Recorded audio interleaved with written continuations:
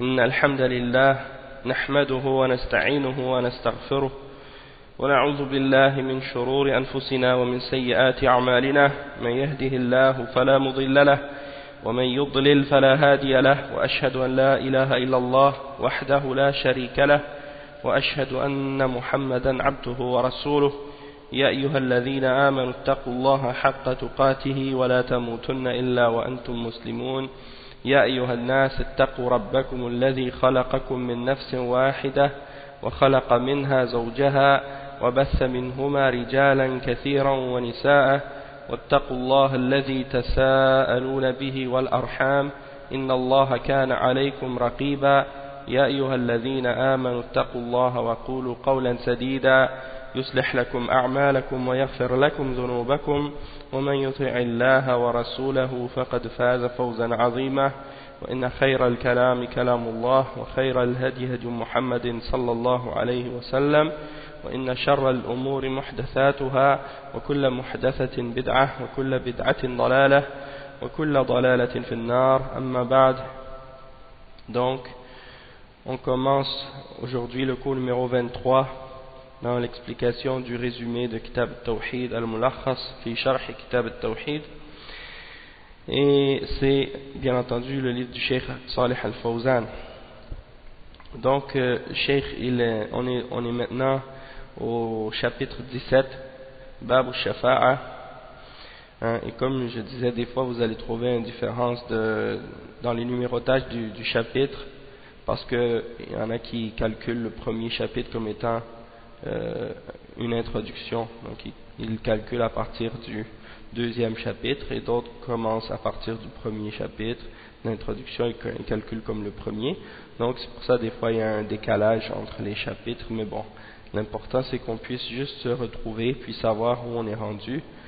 Donc on est au chapitre 17, Bab al-Shafa'a, c'est-à-dire le chapitre au sujet de l'intercession, au sujet de l'intercession.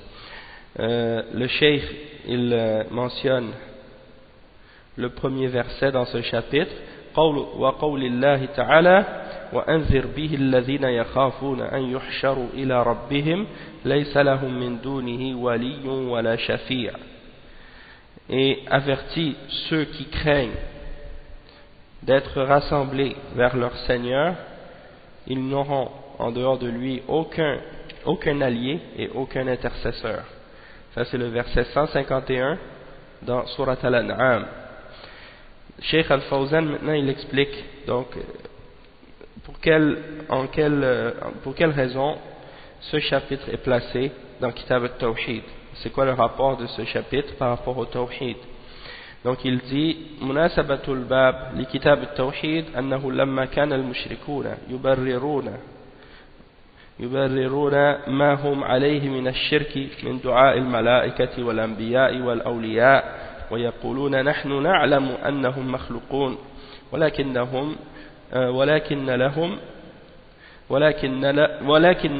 لهم جاه عند الله فنحن نريد منهم أن يشفعوا لنا عند الله. أراد المصنف رحمه الله بهذا الباب إقامة الحجة على أن ذلك من عين الشرك الذي نهى الله عنه وأبطل كل وسيلة تؤدي إليه. Donc le cheikh explique que la raison pour laquelle il place ce chapitre, on parle du shafa'a dans Kitab al-Tawhid, c'est parce que la majorité des mushrikoun, ils essaient toujours de justifier ce qu'ils font comme shirk, du fait qu'ils invoquent les anges, les prophètes, les hommes pieux, les saints, et ils disent nous savons que ce sont des créatures, mais ils ont un statut élevé auprès d'Allah, et ils ont un rang élevé auprès d'Allah subhanahu wa ta'ala, et nous voulons qu'ils intercèdent pour nous auprès d'Allah subhanahu wa ta'ala. Donc l'auteur de ce livre, le cheikh Muhammad ibn Abdul Wahhab, a voulu dans ce chapitre établir les preuves à ce sujet, et expliquer que que ce qu'ils font en prenant des intermédiaires entre eux et Allah subhanahu wa ta'ala et des intercesseurs, c'est en réalité le shirk lui-même que Allah subhanahu wa ta'ala a interdit, et il a détruit et annulé et rendu vain tous les moyens qui peuvent amener donc au shirk. Donc le cheikh il commence donc à expliquer le terme al-shafa'a. Qu'est-ce que c'est? مصدر شفع بمعنى ضم الشيء إلى مثله. تقول شفعت الشيء شفعا بمعنى ضممته إلى الفرد، وشفع فيه أعانه في تحصيل مطلبه ممن هو عنده. Donc الشفاعة, le cheikh explique que ça vient, le verbe shafa'a, ça vient dans le sens de rajouter quelque chose ou ramener quelque chose ensemble avec quelque chose qui lui ressemble. Donc de ramener deux choses semblables ensemble, c'est ça que signifie le verbe shafa'a. Donc tu dis shafa'tu shay shafa'an bima'na damamtuhu ila al-fard. Donc j'ai rassemblé deux choses, je les ai ramenées ensemble. C'est pour ça que on dit parfois, par exemple, quand on parle par rapport à qu'est-ce qui est pair, on dit que c'est witr. Qu'est-ce qui est pair, on dit que c'est shafa, et qu'est-ce qui est impair, on dit que c'est witr. Donc, al-shafa, c'est quand deux choses sont rassemblées, ou bien il y en a deux choses semblables sont rassemblées. Wa shafa'a fihi a'anahu. Donc, quand quelqu'un intercède par rapport à quelque chose, ça veut dire il a aidé, il l'aide à obtenir la chose qu'il veut auprès de la personne à qui cette chose-là appartient.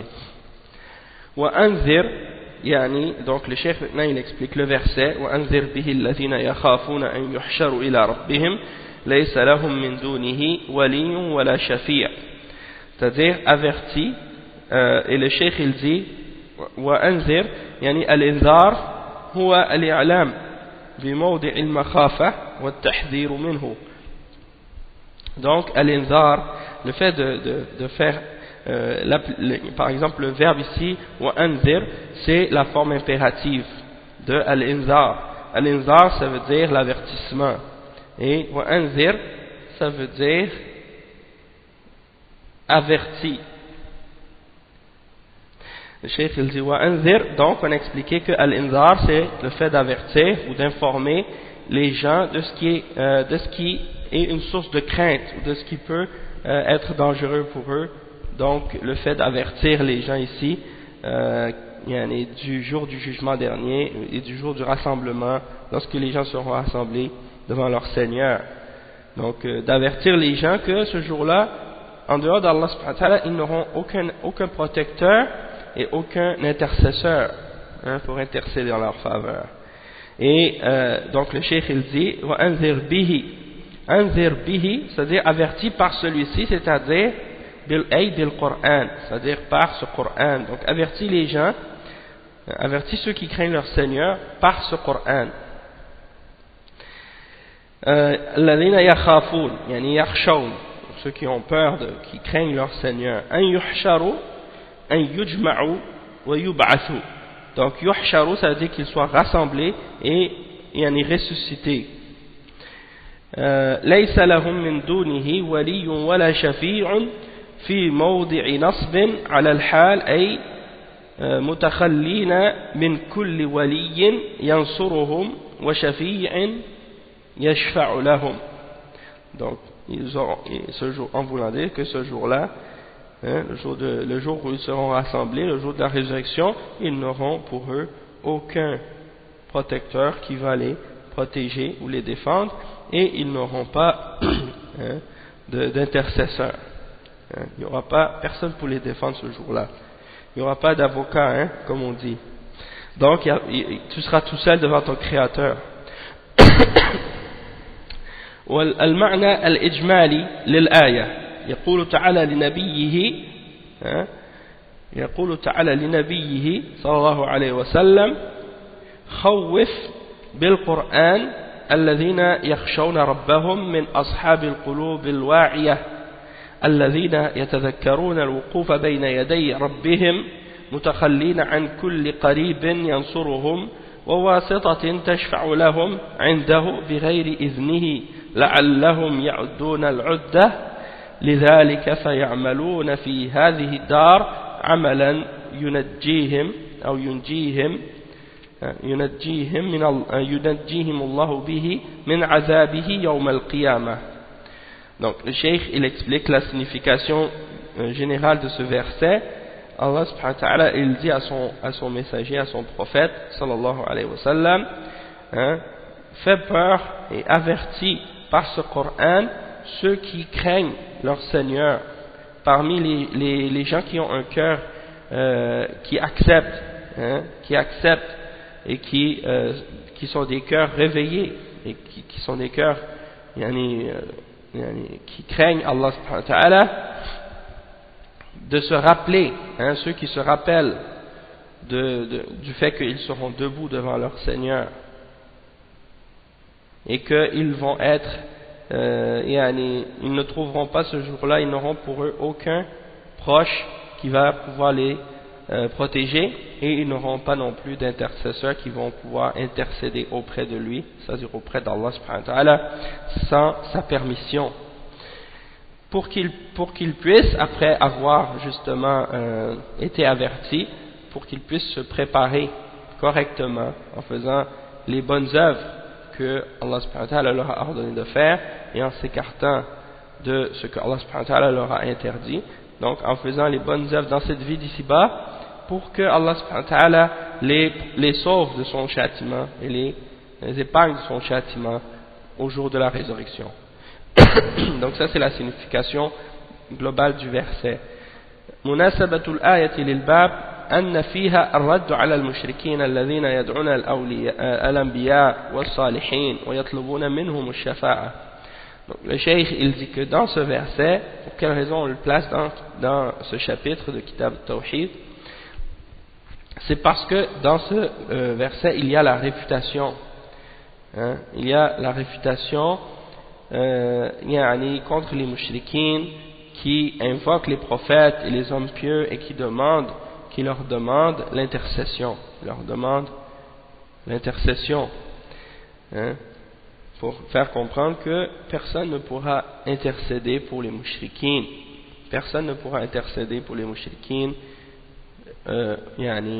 pour le shirk, à cause du shirk qu'ils font. Et il dit وما يستفاد من الآية أولا الرد على المشركين الذين يتقربون إلى الأنبياء والصالحين يطلبون منهم الشفاعة. Donc qu'est-ce qu'on peut tirer comme profit, comme bienfait de ce verset? C'est premièrement la réfutation des mushrikines qui cherchent à se rapprocher des prophètes et des hommes pieux en leur demandant l'intercession. L'intercession, on ne doit pas la demander aux hommes pieux ou aux prophètes, on doit la demander uniquement à Allah subhanahu wa ta'ala. Et donc ça c'est très important. Il faut comprendre donc, comme les ulama ont expliqué, qu'il y a deux catégories de shafa'a, deux catégories d'intercession, une qui est affirmée et une qui est niée dans le Coran. Quand on regarde les versets dans le Coran qui parlent de l'intercession, on retrouve dans ces versets-là deux catégories de shafa'a, une catégorie qui est affirmée et une catégorie qui est niée. La catégorie de shafa'a qui est affirmée, c'est la shafa'a, l'intercession pour les gens qui sont sur le tawhid et qui n'ont pas commis de shirk au jour de la résurrection. Eux, ils ont demandé l'intercession uniquement à Allah subhanahu wa ta'ala. Donc eux, ils auront droit à une intercession au jour de la résurrection si ils en ont besoin, et tandis que l'intercession qui est niée dans le Coran, c'est l'intercession qui est pour les mushrikines.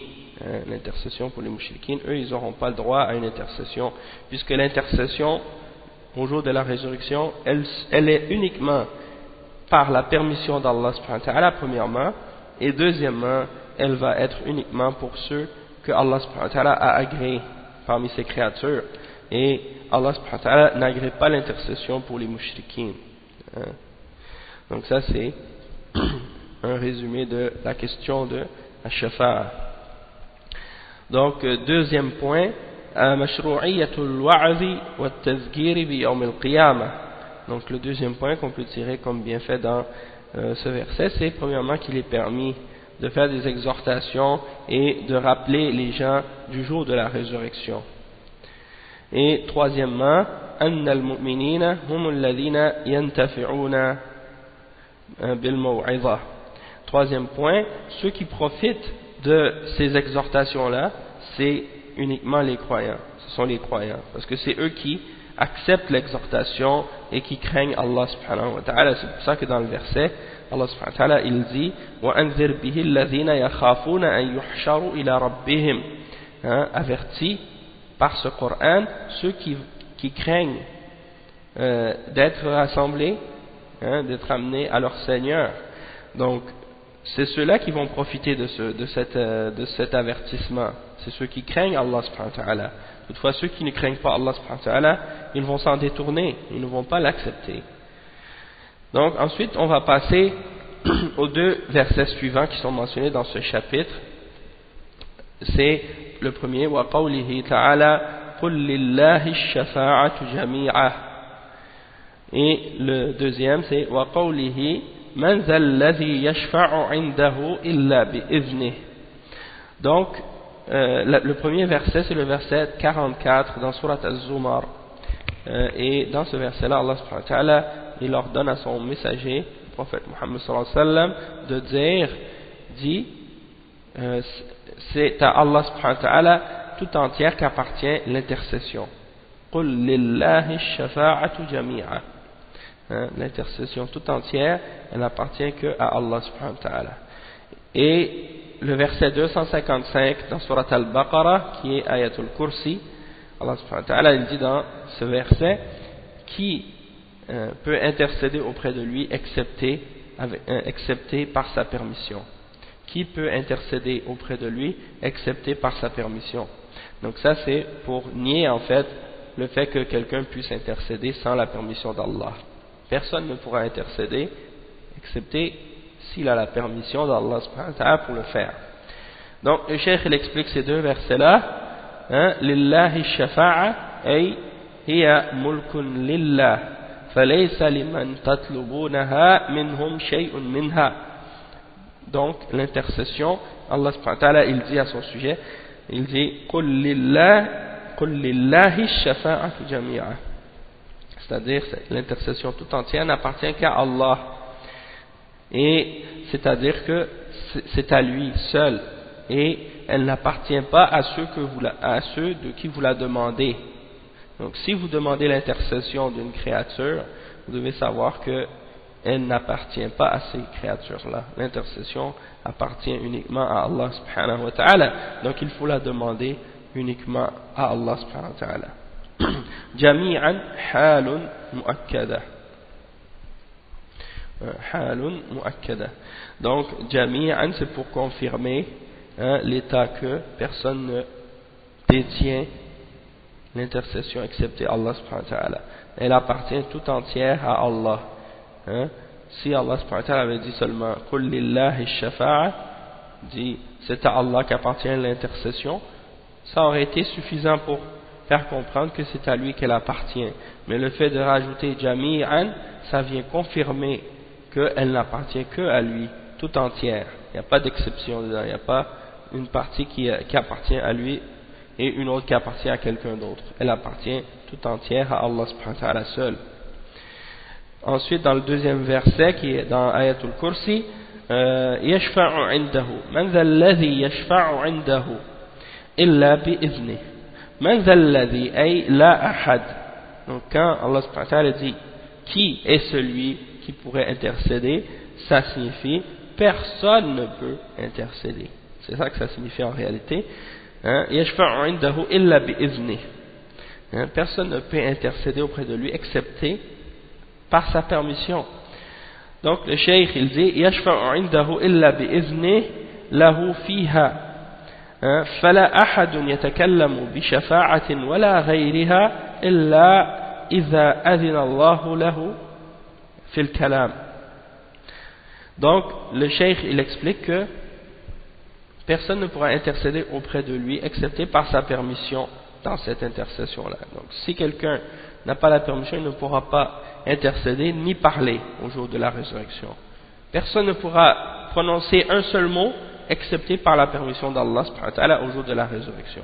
Donc personne ne va parler, ni que ce soit pour l'intercession, ni pour n'importe quelle autre parole, excepté celui à qui Allah subhanahu wa ta'ala aura donné la permission de parler. Donc le cheikh il explique le sens général de ces deux versets. المعنى الإجمالي للآيتين يأمر الله نبيه أن يقول للذين يتعلقون على الأولياء والصالحين ويطلبون منهم الشفاعة ليس لمن تدعونهم من الشفاعة شيء وإنما هي كلها ملك لله لا يستطيع أحد شفاعة لأحد إلا بإذنه فلا أحد يملك أن يتكلم يوم القيامة إلا إذا أذن الله سبحانه وتعالى له في الكلام. Donc le cheikh il explique le sens général de ces deux versets. Allah subhanahu wa ta'ala il ordonne à son prophète de dire à ceux qui s'accrochent aux hommes pieux et aux saints et qui demandent de leur part de l'intercession, Allah subhanahu wa ta'ala leur dit ceux que vous invoquez et à qui vous demandez l'intercession ne possèdent rien de celle-ci. Ceux de qui vous demandez l'intercession et que vous invoquez, ceux que vous invoquez, vous leur demandez l'intercession, ils n'ont rien de cette intercession-là. L'intercession appartient tout entière à Allah seul et c'est sa propriété à lui seul.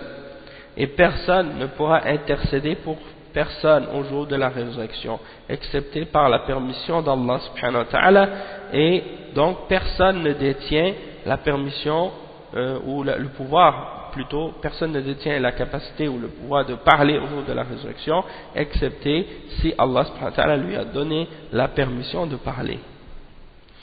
Munasabatul ayatayn lil bab. Donc c'est pas au jour de la résurrection quelqu'un dit bon moi je vais demander à Allah subhanahu wa ta'ala quelque chose. Non, tu peux pas juste décider comme ça, je parle et je demande à Allah. Non, il faut que Allah te donne la permission de parler avant que tu puisses parler. مناسبة الآيتين للباب أن فيهما الرد على المشركين الذين اتخذوا الشفعاء من دون الله من الملائكة والأنبياء والأصنام المصورة على صور الصالحين يظنون أنهم يملكون من الشفاعة شيئا فيستطيعون أن يشفعوا عند الله سبحانه وتعالى بغير إذنه. Donc le cheikh il explique que le sens la raison pour laquelle on a mentionné ces deux versets là dans ce chapitre, c'est que dans ces deux versets il y a la réponse aux mushrikines qui prennent des intermédiaires en dehors d'Allah subhanahu wa ta'ala parmi les anges et parmi les prophètes et parmi les idoles qui sont dessinés ou sculptés dans la forme de ces hommes pieux là, et ils s'imaginent que ces hommes là détiennent une part de l'intercession et qu'ils sont capables d'intercéder pour eux auprès d'Allah subhanahu wa ta'ala sans avoir la permission de le faire. Donc ces versets-là viennent réfuter ces gens-là. Donc toute personne, la majorité des mouchriquines, vous allez constater justement que leur shirk et leur religion est basée sur le shirk et sur justement le fait de croire que ces êtres-là sont capables d'intercéder pour eux et en leur faveur.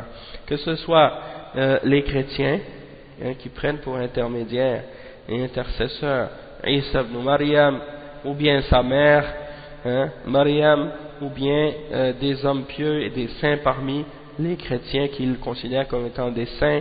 La même chose pour les juifs, la même chose pour également les hindous et les bouddhistes, et la même chose pour les mushrikines parmi les gens qui se disent musulmans mais qui adorent les tombes et qui adorent les saints et qui les prennent comme des intercesseurs entre eux et Allah subhanahu wa ta'ala, qui font le shirk avec eux. Donc tous ces gens-là se basent sur ça, de même que ceux qui pratiquent par exemple le voodooisme ou des choses comme ça, et qui prennent les djinns comme des intermédiaires entre eux et Allah, et parfois même ils pensent que peut-être ils vont s'imaginer prendre des anges entre eux et Allah subhanahu wa ta'ala comme intercesseurs. Donc tout ça c'est des exemples de shirk, et Allah subhanahu wa ta'ala dans ces versets-là il explique que ces êtres-là ne détiennent rien de l'intercession. Ils ne détiennent rien de l'intercession auprès d'Allah subhanahu wa ta'ala. Donc le cheikh il dit ma yustafadu min al-ayatayn, qu'est-ce qu'on peut tirer comme point bénéfique de ces deux versets-là? أولا الرد على المشركين الذين يطلبون الشفاعة من المخلوقين. Donc qu'est-ce qu'on peut tirer de ces deux versets? Premièrement, la réfutation des mushrikines qui demandent l'intercession des créatures. Donc la réfutation des mushrikines qui demandent l'intercession de la part des créatures. Deuxièmement, ثانيا أن الشفاعة ملك لله وحده فيجب طلبها منه وحده. Deuxièmement, c'est que l'intercession c'est quelque chose qui appartient uniquement à Allah subhanahu wa ta'ala, et donc c'est obligatoire de la demander à lui seul, de la demander que à lui. C'est obligatoire de la demander qu'à lui et à personne d'autre. ثالثا بيان عظمة الله وكبريائه وخضوع جميع الخلق لسلطانه. Donc troisièmement, il y a dans ce verset l'explication ou la clarification, l'explication au sujet de la grandeur d'Allah subhanahu wa ta'ala, et du fait que toutes les créatures sont soumises à son autorité. Toutes les créatures sont soumises à son autorité. Personne ne peut parler sans sa permission. رابعا في الآية الثانية إثبات الشفاعة لمن أذن الله له بها. Donc dans ces versets, dans le deuxième verset, il y a l'affirmation dans le deuxième verset qu'on a lu, من ذا الذي يشفع عنده إلا بإذنه. Il y a donc l'affirmation de l'intercession pour celui à qui Allah lui a donné la permission. Donc ça c'est pour ce verset. Ensuite, le verset suivant que le cheikh Muhammad ibn Abdul Wahhab a mentionné dans ce chapitre, c'est le verset qui suit. وقوله تعالى وكم من ملك في السماوات لا تغني شفاعتهم شيئا إلا من بعد أن يأذن الله لمن يشاء ويرضى. C'est-à-dire, et combien d'anges dans les cieux dont l'intercession ne peut profiter en rien, excepté après que Allah subhanahu wa ta'ala ait donné la permission pour cette intercession, et uniquement pour celui pour qui il a voulu et qu'il a agréé. Donc c'est le verset 26 dans Surat An-Najm. Donc combien d'anges dont l'intercession ne profitera en rien, excepté après que Allah subhanahu wa ta'ala ait uniquement après que Allah subhanahu wa ta'ala, ou uniquement après que Allah subhanahu wa ta'ala ait donné son accord et qu'il ait voulu cette intercession-là et qu'il l'ait agréé pour cette personne. Donc le cheikh il explique les mots qui sont mentionnés dans ce verset. Kam khabariya fi mawdi'i raf'in ala al-ibtida' ma'naha kathirun min al-mala'ika la tughni la tujdi wa la tanfa' في موضع رفع خبر في موضع رفع خبر المبتدأ إلا من بعد أن يأذن الله لهم في الشفاعة لمن يشاء من عباده ويرضى عنه قوله وعمله. Donc le cheikh il dit combien, c'est-à-dire beaucoup d'anges dont l'intercession ne servira à rien, la tournée, elle ne servira à rien, il ne sera pas bénéfique, excepté après que Allah subhanahu wa ta'ala ait donné la permission pour cette intercession-là. C'est-à-dire, إِلَّا مِنْ بَعْدِ أَنْ يَأْذَنَ اللَّهُ لِمَنْ يَشَاءُ وَيَرْضَى لَهُمْ فِي الشَّفَاعَةِ. C'est-à-dire que Allah subhanahu wa ta'ala leur est إِلَّا أَنْ يَأْذَنَ اللَّهُ لَهُمْ فِي الشَّفَاعَةِ, excepté après que Allah leur ait donné la permission d'intercéder pour celui qui l'a voulu. Pour celui qui l'a voulu, لِمَنْ يَشَاءُ مِنْ عِبَادِهِ, pour celui qui l'a voulu d'entre ses serviteurs. وَيَرْضَى عنه قوله وعمله, c'est-à-dire qu'il est agréé sa parole et son action.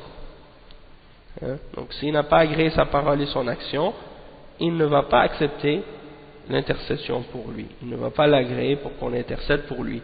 Et donc ça c'est pour expliquer que l'intercession ne sera pas agréée pour les mushrikines, pour les kuffars.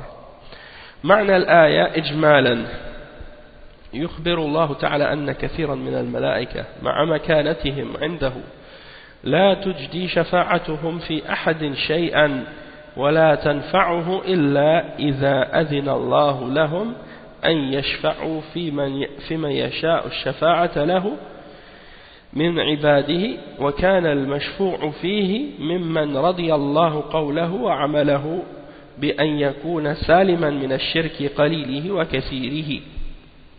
وإذا كان هذا في حق الملائكة فغيرهم من باب أولى. Donc le cheikh il explique le sens général de ce verset. Il dit que Allah subhanahu wa ta'ala nous informe qu'il y a beaucoup d'anges dont l'intercession, malgré leur degré élevé et leur rang élevé auprès d'Allah subhanahu wa ta'ala, leur intercession ne servira à rien pour ceux pour qui il voudrait intercéder.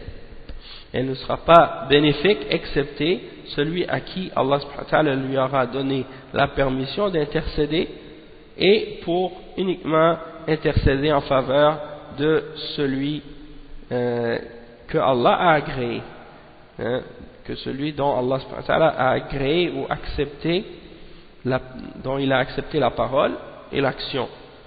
C'est-à-dire que cette personne soit exempte de toute forme de shirk, que ce soit peu ou beaucoup, que ce soit peu de shirk ou beaucoup de shirk. Si cette personne-là a du shirk, Allah subhanahu wa ta'ala ne va pas agréer qu'on intercède pour cette personne.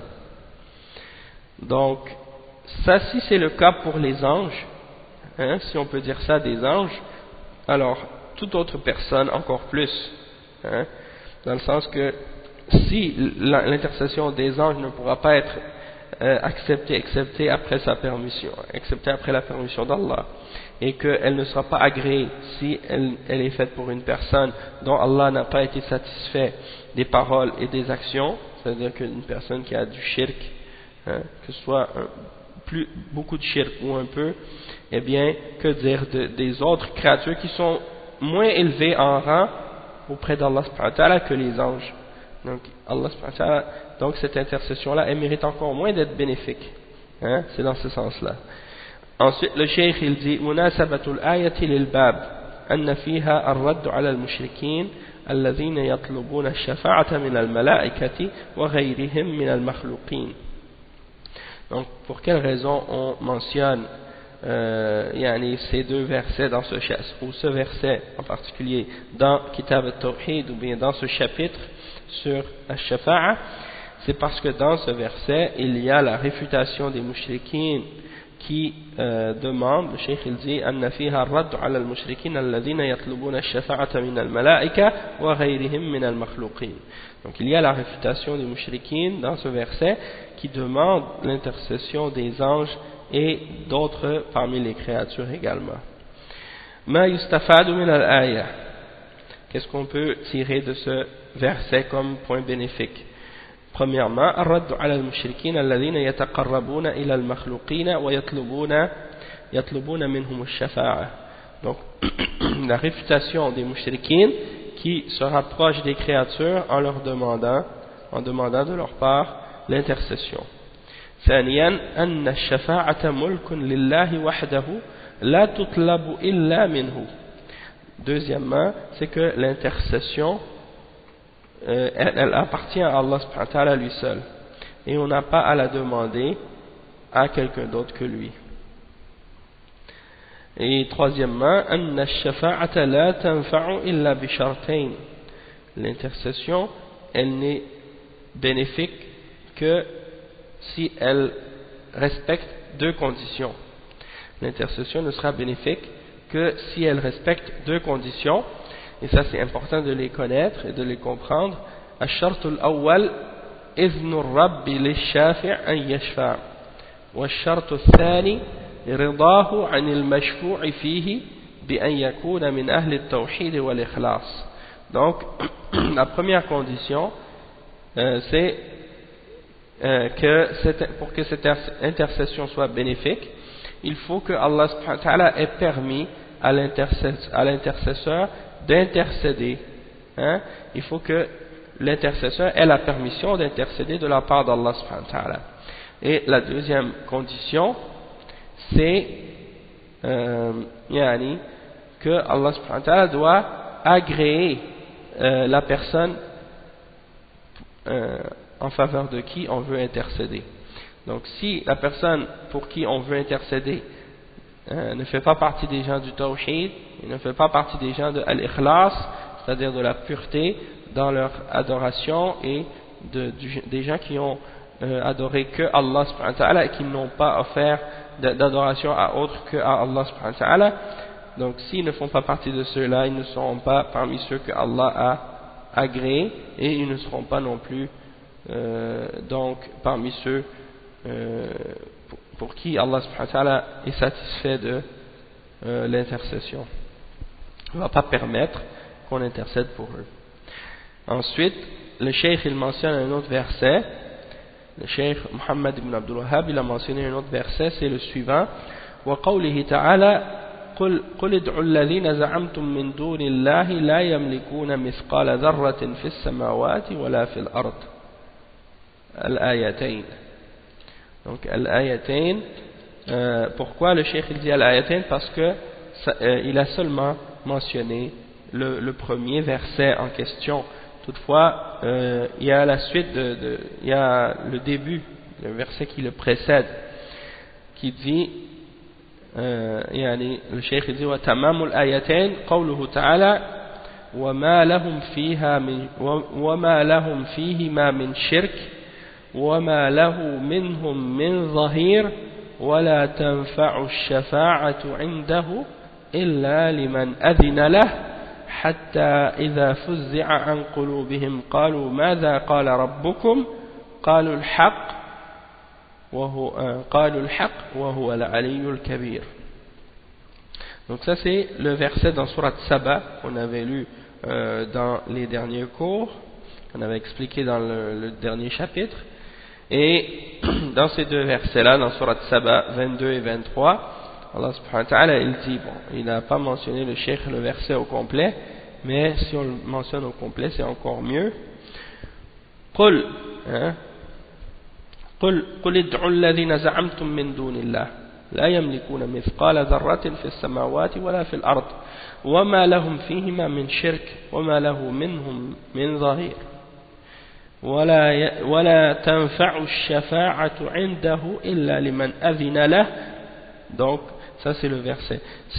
Si on regarde dans le Coran, ce verset là c'est probablement un des versets les plus complets pour réfuter les arguments des mushrikines dans le shirk qu'ils font, puisque Allah subhanahu wa ta'ala dans ce verset là il mentionne tous les arguments que les mushrikines peuvent ramener pour essayer de justifier le shirk qu'ils font à tous les niveaux, et Allah subhanahu wa ta'ala les réfute un par un et il les nie un par un. Dans le verset 22, Allah subhanahu wa ta'ala il dit donc en français, dit invoquez ceux, donc la signification de ce qu'il dit, c'est dit invoquez ceux qu'en dehors d'Allah, dit invoquez ceux qu'en dehors d'Allah vous prétendez être des divinités, ils ne possèdent même pas le poids d'une atome. Donc ils ne possèdent même pas une atome. Donc Allah subhanahu wa ta'ala premièrement il nie qu'ils possèdent quoi que ce soit, ces créatures-là. Donc ils ne possèdent même pas le poids d'une atome, ni dans les cieux ni sur la terre. et ils n'ont jamais été associés à leur création. Donc ils n'ont rien créé dans cette création-là, ils n'ont pas été non plus des partenaires avec Allah subhanahu wa ta'ala. Et il n'a personne parmi eux pour le soutenir. C'est-à-dire Allah subhanahu wa ta'ala, il n'a pas d'aide ou quelqu'un qui vient l'aider ou le supporter. Il n'a pas besoin de personne. وَلَا تَنْفَعُ الشَّفَاعَةِ, donc ceux qui, par la suite, ils mentionnent l'autre argument, l'argument de l'intercession. L'intercession auprès de lui ne profite qu'à celui en faveur duquel il la permet. Quand ensuite la frayeur sera éloignée de leur cœur, c'est-à-dire des anges, ils diront: qu'a dit votre Seigneur? Ils répondront: la vérité, et c'est lui le sublime, le grand. Donc ça c'est les deux versets en question. Et le Cheikh Al-Fawzan maintenant il explique les différents termes qui sont employés dans ces deux versets-là. قل أي للمشركين قل ادعوا الذين زعمتم أي زعمتموهم آلهة من دون الله أي غيره لينفعوكم بزعمكم. Donc dit aux mushrikin, dit aux mushrikin,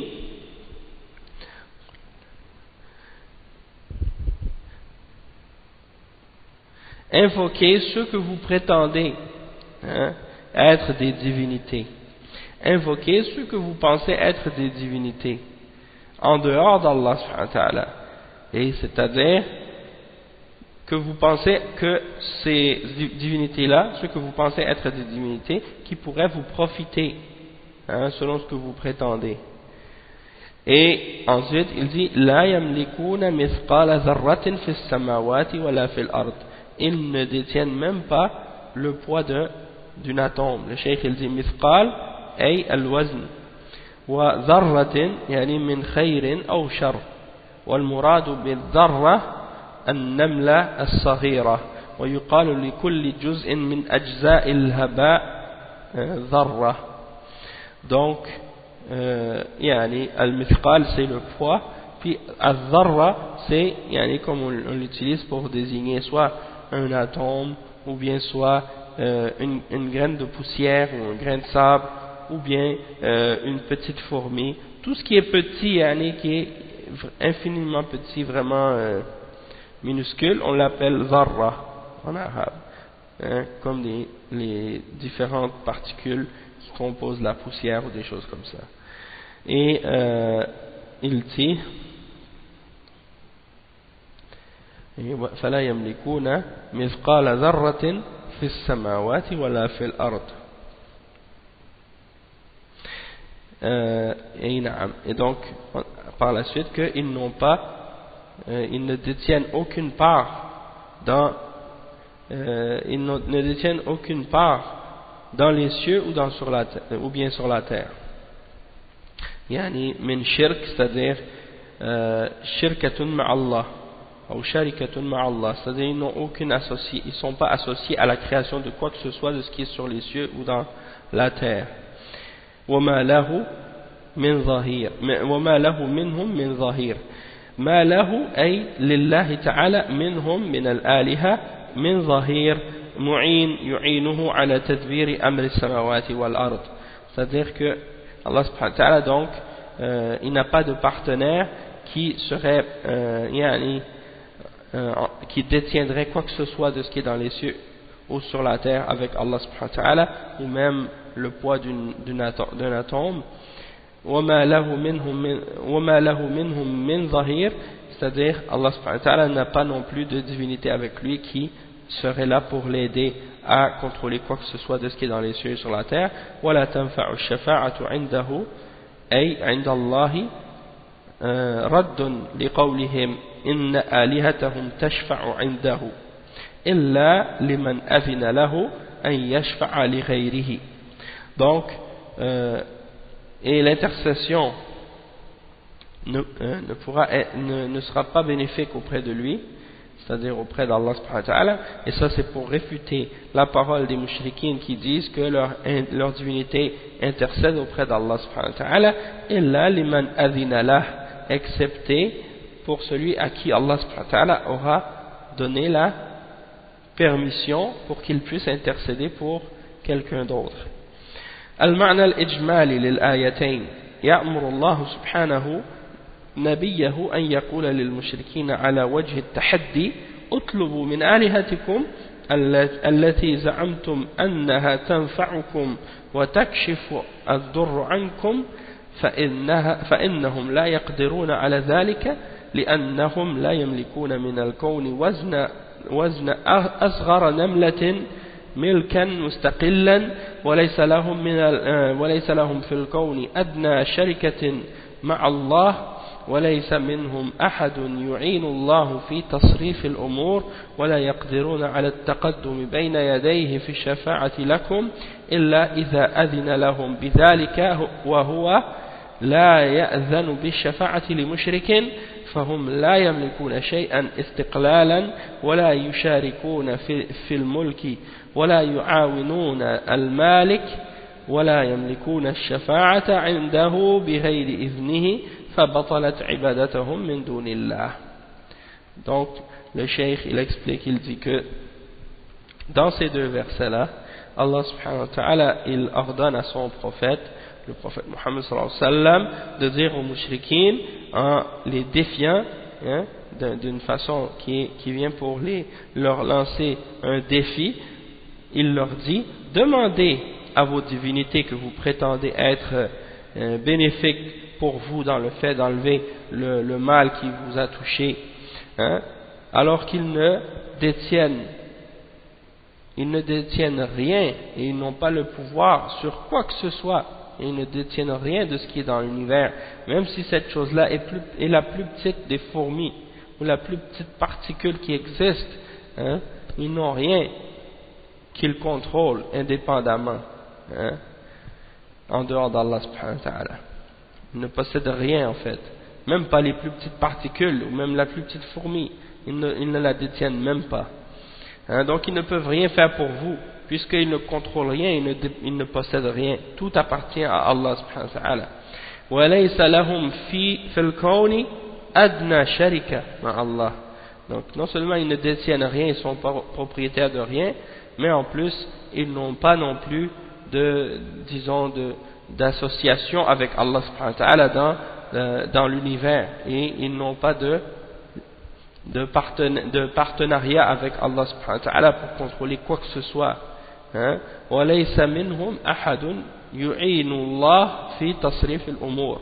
Et ils n'ont pas non plus, Allah subhanahu wa ta'ala n'a pas pris parmi eux d'aide, ou d'alliés ou d'aide pour contrôler cet univers. Allah subhanahu wa ta'ala, il est le seul à gérer tout ce qui se produit dans cet univers. وَلَا يَقْدِرُونَ عَلَى التَّقَدُّمِ بَيْنَ يَدَيْهِ. Ils ne peuvent pas non plus, ils n'ont pas la capacité non plus de se présenter devant Allah subhanahu wa ta'ala pour intercéder pour vous non plus, excepté pour celui à qui Allah subhanahu wa ta'ala a permis cela. Et Allah subhanahu wa ta'ala ne va pas non plus permettre qu'on intercède pour un mushrik. Donc ils ne possèdent rien indépendamment, de façon indépendante dans l'univers, et ils ne sont pas non plus partenaires avec Allah subhanahu wa ta'ala dans son royaume et dans ce qu'il a créé, et ils ne sont pas non plus là pour aider, ils ne peuvent pas non plus aider Allah subhanahu wa ta'ala. Allah n'a besoin d'aucune aide, et ils ne détiennent pas non plus la possibilité d'intercéder pour quelqu'un d'autre. Donc toutes les adorations que font les mushrikines et toutes les adorations qu'ils offrent à autre que à Allah subhanahu wa ta'ala a été détruite par ce verset là, puisque tous les arguments qu'ils pourraient ramener, elle est détruite dans ces versets là. Munasabatul ayatayn lil bab. Donc la raison pour laquelle on mentionne ces deux versets dans ce chapitre, le Cheikh Al-Fawzan il dit ici: أن فيهما الرد على المشركين الذين يتقربون إلى الأولياء يطلبون منهم الشفاعة ويدعونهم لجلب النفع ودفع الضر. Donc la raison pour laquelle on a mentionné ces deux versets là dans ce chapitre, c'est parce que dans ces deux versets il y a la réfutation des mushrikines qui essaient de se rapprocher des hommes pieux et des saints en leur demandant l'intercession et en les invoquant pour ramener un bien quelconque ou bien pour repousser un mal. Qu'est-ce qu'on peut tirer de points bénéfiques de ces deux versets? أولا الرد على المشركين الذين يدعون مع الله آلهة من الملائكة وغيرهم يزعمون أنهم يملكون لهم نفعا أو يدفعون عنهم ضرا. Donc qu'est-ce qu'on peut comprendre premièrement comme point bénéfique dans ces versets?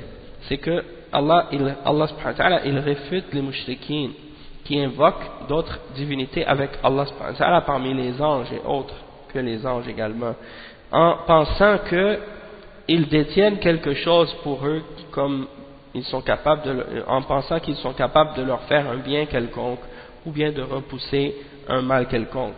Donc cette idée-là, elle est réfutée par Allah subhanahu wa ta'ala. Deuxièmement, مشروعية محاجة المشركين لإبطال الشرك ومناظرتهم في ذلك. Donc le cheikh, il explique qu'il est légal, il est permis, il est ordonné par la charia d'argumenter contre les mushrikines dans le but de réfuter leur shirk et de faire des débats avec eux ou des discussions avec eux dans le but de leur prouver que le shirk qu'ils commettent est faux. Donc ça, c'est quelque chose qui est légiféré par Allah subhanahu wa ta'ala dans la charia et c'est quelque chose de bien.